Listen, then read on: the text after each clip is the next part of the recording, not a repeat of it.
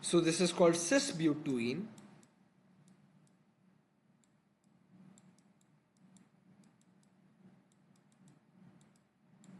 and this is called trans-butene, because you can see that now the hydrogens are not on the same side and the CH3 are also not on the same side. So this is called trans-butene. Sorry about that.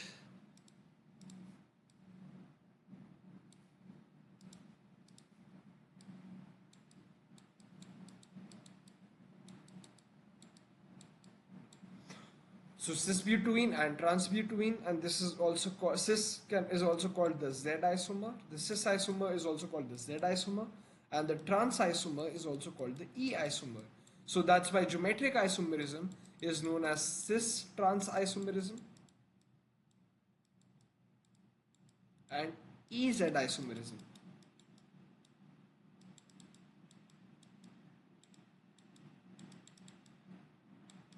E is trans, Z is cis.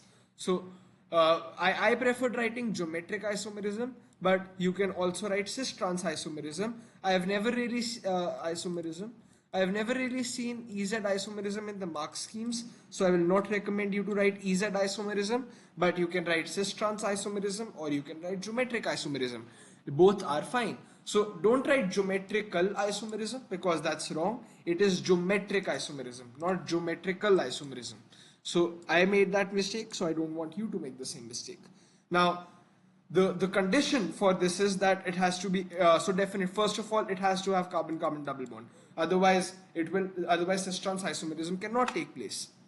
The second condition, which I have not written over here, but is actually a very important condition for geometric isomerism, is that on each of the double bonded carbons, I repeat, on each of the double bonded carbons, there must be two different groups. Which means if there is H and again H on this double bonded carbon, then cis trans isomerism will not take place, because on each carbon atom which is present in the double bond, there must be two different groups. So for butene, you could see that there is H and CH3 on this one, and then H and CH3 on this one. So on each carbon atom, there are two different groups. You can see that. However, if we have something like this, which is propene, then on this carbon atom, we have identical groups. And on this carbon atom, we do not have identical groups. We have different groups. So cis-trans isomerism or geometric isomerism will not take place because this carbon atom has two identical groups attached to it.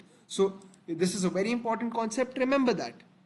Now, you can see that when we did cis-trans isomerism, let me erase this part. So you can see that when we did cis-trans isomerism for this butene molecule, then we placed identical groups on each carbon atom on the same side. So for cis and on a different side for trans.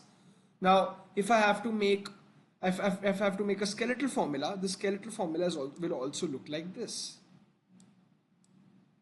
because you can see that there are hydrogen and hydrogen are on the same side. However, for the trans isomer, the skeletal formula will look like this.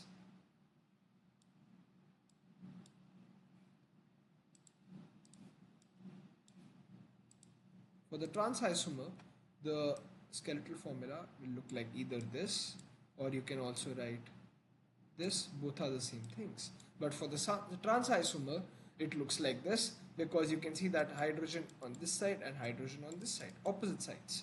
So this is how we do cis trans isomerism. Now, there is also another thing that you need to know, which is very important. So suppose, let's erase all of this, all of the extra stuff.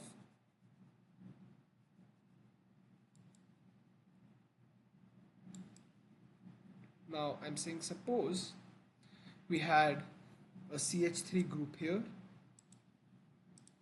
and we had a CH3 group here, and this CH3 group, I've written H3C, that doesn't matter, it's the same as CH3, you can write CH3. I like writing H3C because I like showing that this carbon is bonded to a carbon and not a hydrogen. So what if this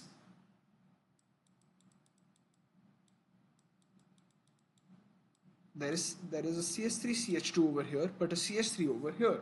So even though they are not even though they are not even though they are not the same, we will in that when these groups are not the same, we will